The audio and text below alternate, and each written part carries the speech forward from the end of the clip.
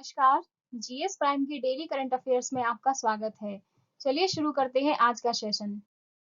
आज के सेशन का पहला प्रश्न है, हाल ही में किस प्राचीन पुरा स्थल को विश्व विरासत स्थल की सूची में शामिल किया गया है? इसके ऑप्शंस हैं कालीबंगा, धौलावीरा, रोपड़ या फिर इनमें से कोई नहीं। इसका सही जवाब है ऑप्शन बी, धौलावीरा। हड़प्पा युग के महानगर गुजरात में धौलावीरा को यूनेस्को की विश्व विरासत सूची में अंकित किया गया है। अब गुजरात में 3 विश्व धरोहर स्थल हैं, पावागढ़ के पास चंपानेर, पाटन में रानी की बाव और ऐतिहासिक शहर अहमदाबाद। धौलावीरा अब भारत में दिया जाने वाला 40वां खजाना है। यूनेस्को की विश्व धरोहर समिति यानी वर्ल्ड हेरिटेज कमिटी के चल रहे 44वें सत्र ने पहले ही भारत को तेलंगाना में रुद्रेश्वर यानी रामप्पा मंदिर के रूप में एक नया विश्व विरासत स्थल दिया है, जो 13वीं शताब्दी का है। दूसरा प्रश्न है, हाल ही में किस राज्य सरकार ने बांस औद्योगिक पार्क का शिलान्यास किया है? इसके ऑप्शंस हैं मिजोरम, असम, त्रिपुरा या फिर सिक्किम। इसका सही जवाब है ऑप्शन बी, असम। असम के मुख्यमंत्री हेमंत बिस्वा शर्मा ने डिमा हासाओ के मानदेर गांव में एक बांस औद्योगिक पार्क की आधारशिला रखी है। परियोजना को डोनर मंत्रालय से 50 करोड़ रुपए से लागू किया जाएगा। एक बार पूरा हो जाने पर यह परियोजना क्षेत्र की अर्थव्यवस्था में एक नए युग की शुरुआत करेगी और स्थानीय युवाओं के लिए रोजगार के व्यापक अवसर पैदा करेगी। डीमा हसाओ में उत्पादित बांस पहले ज्यादातर पेपर मिलों को निर्यात किया जाता था। हालांकि पार्क के पूरा होने के साथ टाइल्स, अगरबत्ती यानी इंसेंस स्टिक्स, छत, सीलिंग आदि के उत्पादन के लिए बांस का उपयोग करने के लिए नए रास्ते खुलेंगे, जिससे लोगों को अधिक आर्थिक। तीसरा प्रश्न है, हाल ही में मध्य दक्षिण एशिया सम्मेलन की अध्यक्षता किस देश ने की? इसके ऑप्शंस हैं अफगानिस्तान, उज्बेकिस्तान, तुर्कमेनिस्तान या फिर संयुक्त अरब अमीरात। इसका सही जवाब है ऑप्शन बी, उज्बेकिस्तान। उज्बेकिस्तान ने ताशकंद में मध्य और दक्षिण एशिया क्षेत्रीय कनेक्टिविटी चुनौतियां और अवसर यानी central and south Asia regional connectivity challenges and opportunities नामक एक उच्च स्तरीय अंतरराष्ट्रीय सम्मेलन की मेजबानी की है। सम्मेलन उज्बेकिस्तान के राष्ट्रपति शावकत मिर्जियोयेव की एक पहल थी। इसमें अफगानिस्तान के राष्ट्रपति अशरफ गनी, मध्य एशियाई, पश्चिम एशियाई और दक्षिण एशियाई देशों के मंत्री शामिल थे, जिनमें भारत के विदेश मंत्री डॉक्टर एस जयशंकर भी शामिल थे। सम्मेलन में 40 से अधिक देशों और लगभग 30 अंतरराष्ट्रीय संगठनों के प्रतिनिधियों और थिंक टैंकों के प्रमुखों ने भाग लिया। चौथा प्रश्न है, विश्व मैंग्रोव दिवस कब मनाया जाता है? इसके ऑप्शंस हैं 25 जुलाई, 26 जुलाई, 27 जुलाई या फिर 28 जुलाई। इसका सही जवाब है ऑप्शन बी, 26 जुलाई। मैंग्रोव पारिस्थितिकी तंत्र के संरक्षण के लिए अंतरराष्ट्रीय दिवस या विश्व मैंग्रोव दिवस यानी वर्ल्ड मैंग्रोव डे प्रतिवर्ष 26 जुलाई को मनाया जाता है।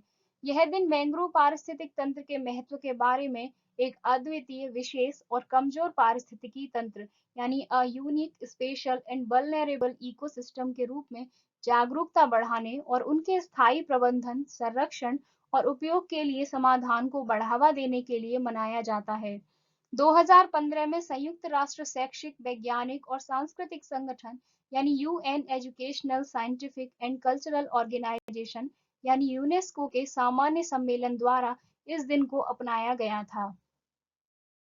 पांचवा प्रश्न है, दुनिया के सबसे बड़े तैरते हुए सन फार्म की स्थापना किस देश में की गई है? इसके ऑप्शंस हैं वियतनाम, इंडोनेशिया, म्यांमार या फिर श्रीलंका। इसका सही जवाब है option B, Indonesia.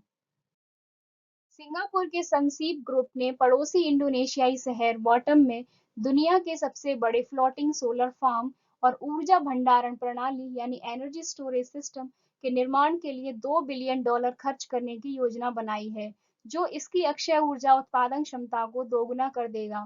Floating photovoltaic system की क्षमता 2.2 गीगावाट होने की उम्मीद है।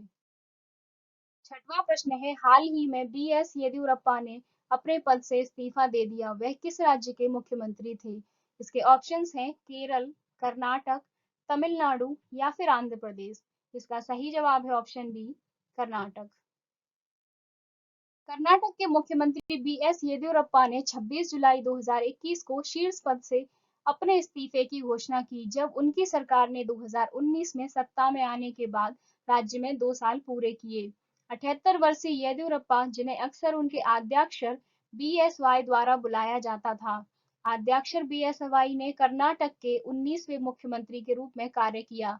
उन्होंने 4 बार कर्नाटक के मुख्यमंत्री के रूप में कार्य किया था और कर्नाटक के इतिहास में ऐसा करने वाले एकमात्र मुख्यमंत्री थे।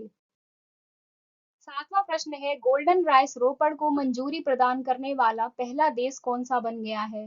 इसके ऑप्शंस हैं इंडोनेशिया, फिलीपींस, श्रीलंका या फिर नेपाल। इसका सही जवाब है ऑप्शन बी, फिलीपींस।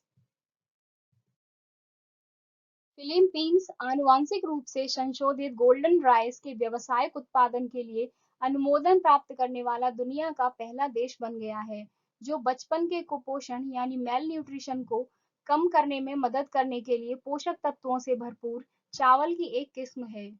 गोल्डन चावल को कृषि विभाग, फिलीपीन चावल अनुसंधान संस्थान यानी department of agriculture, Philippine rice research institute DA Phil rice द्वारा अंतरराष्ट्रीय चावल अनुसंधान संस्थान यानी international rice research institute eri के साथ साझेदारी में लगभग 2 दशक बिताने के बाद विकसित किया गया है। 9वां प्रश्न है, हाल ही में सीआरपीएफ ने अपना 83वां स्थापना दिवस कब मनाया? इसके ऑप्शंस हैं 26 जुलाई, 27 जुलाई, 28 जुलाई या फिर 24 जुलाई। इसका सही जवाब है ऑप्शन बी, 27 जुलाई। केंद्रीय रिजर्व पुलिस बल यानी central reserve police force CRPF ने 27 जुलाई 2021 को अपना 83वां स्थापना दिवस मनाया। गृह मंत्रालय यानी ministry of home affairs MHA के अधिकार के तहत सीआरपीएफ भारत का सबसे बड़ा केंद्रीय सशस्त्र पुलिस बल है। इसका मुख्यालय नई दिल्ली में स्थित है।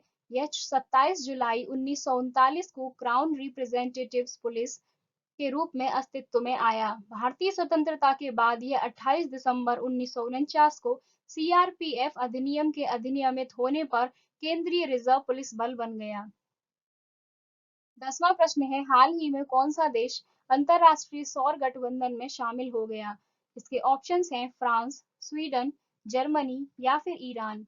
इसका सही जवाब है ऑप्शन बी, स्वीडन।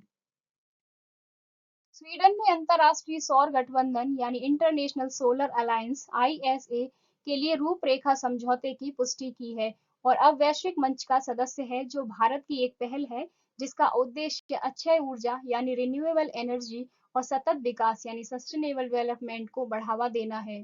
स्वीडन जलवायु परिवर्तन से संबंधित चुनौतियों का सामना करने में योगदान देने के लिए आईएसए में चर्चा के लिए अक्षय ऊर्जा और स्वच्छ ऊर्जा प्रौद्योगिकियों में अपनी विशेषज्ञता और अनुभव लाने की उम्मीद करता है।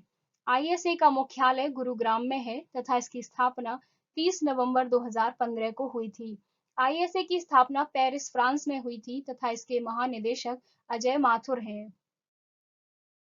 11वां प्रश्न है, हाल ही में यूनेस्को की विश्व विरासत सूची में शामिल किया गया रुद्रेश्वर रामप्पा मंदिर किस राज्य में स्थित है?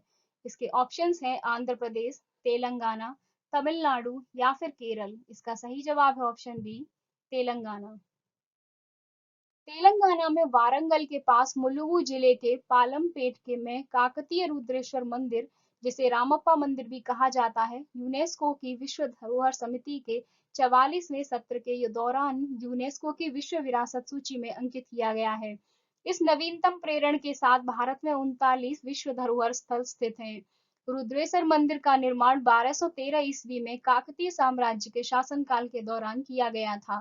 13वीं सदी के प्रतिष्ठित मंदिर को रामप्पा मंदिर के नाम से भी जाना जाता है, जिसका नाम इसके वास्तुकार रामप्पा के नाम पर रखा गया है। रुद्रेश्वर मंदिर भारत सरकार द्वारा वर्ष 2019 के लिए यूनेस्को की विश्व धरोहर स्थल टैग के लिए एकमात्र नामांकन था। 12वां प्रश्न है, हाल ही में टोक्यो ओलंपिक में मीराबाई चानू ने किस खेल में रजत पदक जीता है? इसके ऑप्शंस हैं तीरंदाजी, भारोत्तोलन, कुश्ती या फिर तलवारबाजी। इसका सही जवाब है ऑप्शन बी, भारोत्तोलन।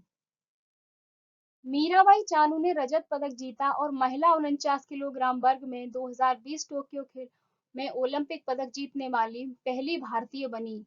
चीन की जिहुई होउ ने टोक्यो ओलंपिक में महिलाओं की 49 किलोग्राम भारोत्तोलन में कुल 210 किलोग्राम भार उठाकर स्वर्ण पदक जीता, जबकि इंडोनेशिया की विंडी कैंटिका आयशा ने कांस्य पदक जीता।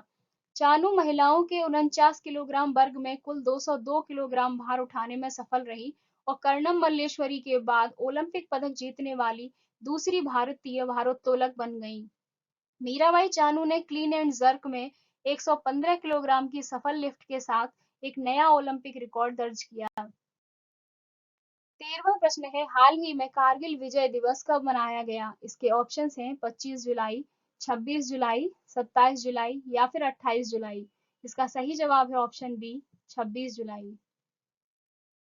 कारगिल विजय दिवस हर साल 26 जुलाई को 1999 से कारगिल संघर्ष में पाकिस्तान पर भारत की जीत को चिन्हित करने के लिए मनाया जाता है। इस साल देश कारगिल युद्ध में जीत के 22 साल पूरे होने का जश्न मना रहा है। वर्ष 1999 में नियंत्रण रेखा यानी लाइन ऑफ कंट्रोल के पास कारगिल की चोटियों के साथ एक उच्च ऊंचाई वाला पर्वत युद्ध छिड़ गया, जो वास्तविक सीमा डिफेक्टो बॉर्डर है, जो कश्मीर को दोनों देशों के बीच विभाजित करती है। नियंत्रण रेखा पर 3 महीने के युद्ध को समाप्त करने वाले ऑपरेशन विजय के सफल समापन को चिन्हित करने के लिए हर साल 26 जुलाई को कारगिल विजय दिवस के रूप में मनाया जाता है। युद्ध के दौरान लगभग 490 भारतीय सेना के अधिकारी, सैनिक और जवान शहीद हुए थे। 14वां प्रश्न है, आयकर दिवस कब मनाया जाता है? इसके ऑप्शंस हैं 23 जुलाई, 24 जुलाई, 25 जुलाई या फिर 26 जुलाई। इसका सही जवाब है ऑप्शन बी, 24 जुलाई। केंद्रीय प्रत्यक्ष कर बोर्ड यानी central board of direct taxes CBDT ने 24 जुलाई 2021 को 161वां आयकर दिवस, जिसे इनकम टैक्स डे भी कहा जाता है, मनाया। इस कर का उद्देश्य 1857 में ब्रिटिश शासन के खिलाफ स्वतंत्रता के पहले युद्ध के दौरान ब्रिटिश शासन को हुए नुकसान की भरपाई करना था। 24 जुलाई को पहली बार 2010 में आयकर दिवस के रूप में मनाया गया था। आज के सेशन का अंतिम प्रश्न है, भारत सरकार द्वारा भारतीय विरासत संस्थान की स्थापना किस शहर में की जाएगी? इसके ऑप्शंस हैं नई दिल्ली, नोएडा, मैसूर, भोपाल। इसका सही जवाब है ऑप्शन बी, नोएडा। सरकार ने नोएडा के गौतम बुद्ध नगर में भारतीय विरासत संस्थान स्थापित करने का निर्णय लिया है। यह समृद्ध भारतीय विरासत और इसके संरक्षण के क्षेत्र में उच्च शिक्षा और अनुसंधान को प्रभावित करेगा, जिससे कला यानी आर्ट्स, संरक्षण यानी कंजर्वेशन, संग्रहालय विज्ञान यानी म्यूजियोलॉजी, अभिलेखीय अध्ययन यानी आर्शिवल स्टडीज, पुरातत्व यानी आर्कियोलॉजी, निवारक संरक्षण यानी प्रिवेंटिव कंजर्वेशन, एपिग्राफी और न्यूमिज्मोटिक्स, पांडुलिपि विज्ञान यानी मैन्युस्क्रिप्टोलॉजी के साथ साथ संरक्षण के इतिहास में परास्नातक और पीएचडी पाठ्यक्रमों की ओर अग्रसर होगा तथा संस्थान के सेवारत कर्मचारियों और छात्रों को प्रशिक्षण की सुविधा। Thanks for watching, please like, share and subscribe.